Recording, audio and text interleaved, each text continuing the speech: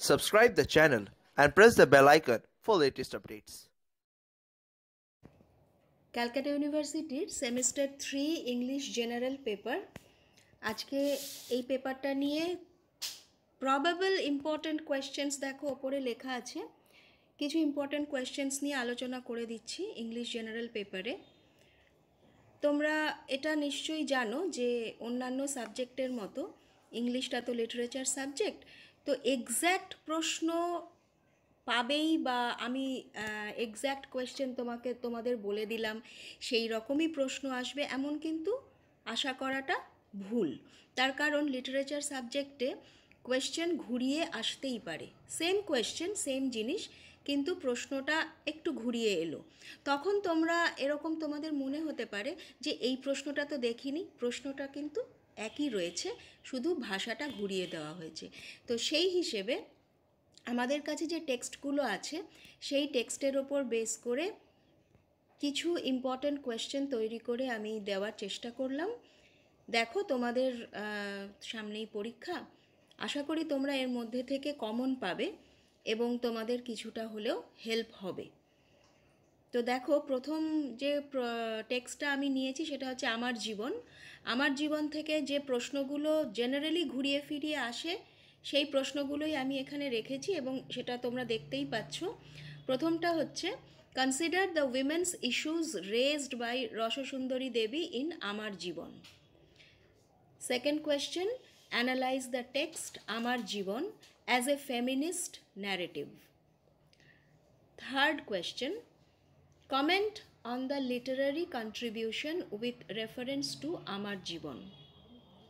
Next question, how does Rosasundari Devi convert the narrative into a document of the post-independent undivided rural Bengal? Next question, bring out the autobiographical elements in Amar Jiban.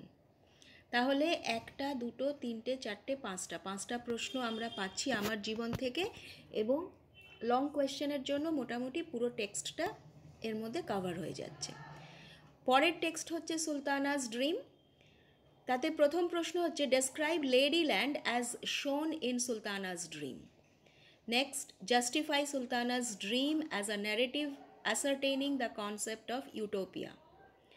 Third question, comment on the aptness of the title Sultana's Dream.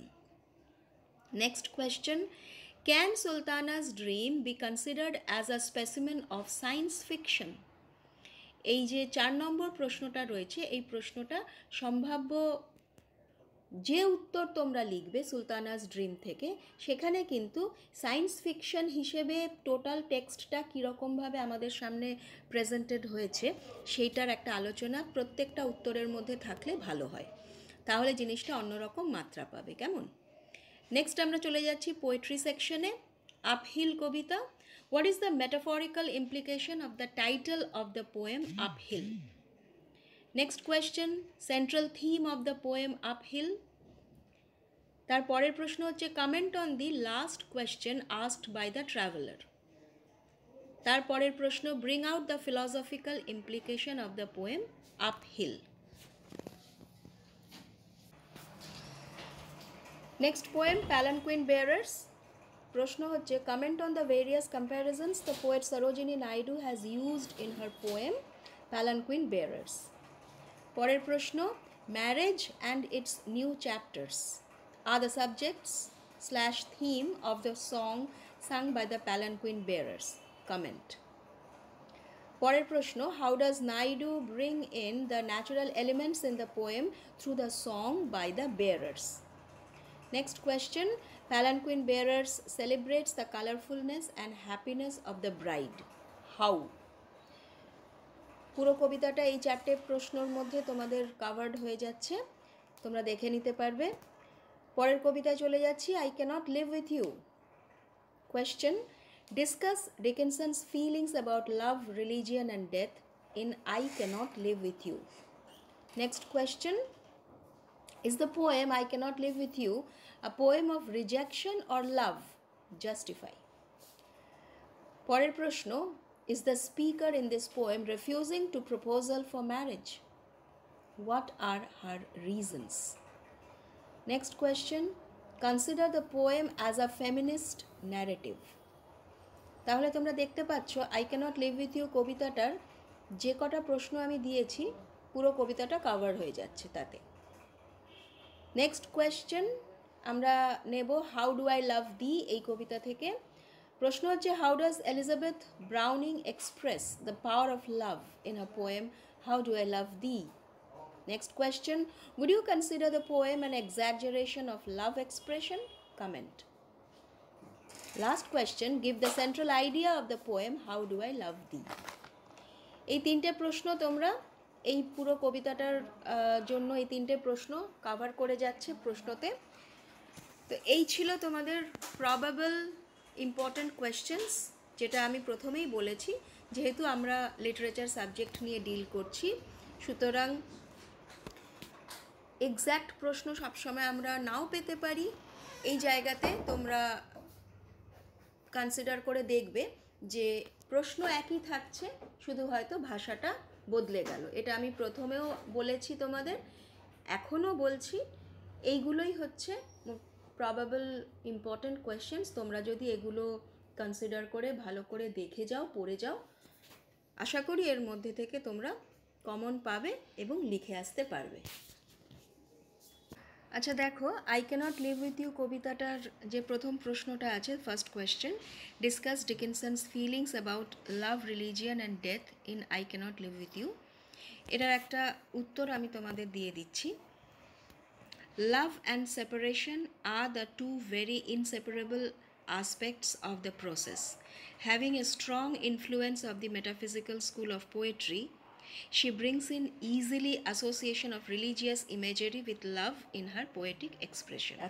তো এই যে কবিতাটা এর উত্তরটা আমরা দেখছি, এখানে আমরা ডিসকাস করছি এমিলি ডিকিনসনের লাভ, রিলিজিয়ান এবং ডেথ এই সংক্রান্ত তার কি বক্তব্য এই কবিতাটার মধ্যে রয়েছে, সেটাকে আমরা এই উত্তরের মধ্যে পুরোপুরি ডিসকাস করে দিচ্ছি।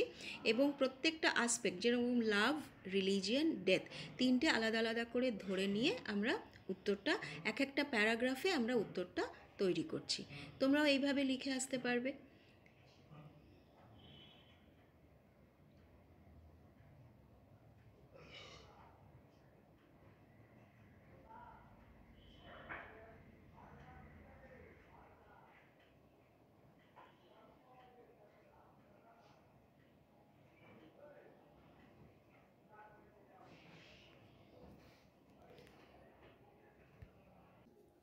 প্যালানকুইন বেয়ারার্স থেকে একটা প্রশ্ন রয়েছে, comment on the various comparisons the poet Sarojini Naidu has used in her poem Palanquin বেয়ারার্স।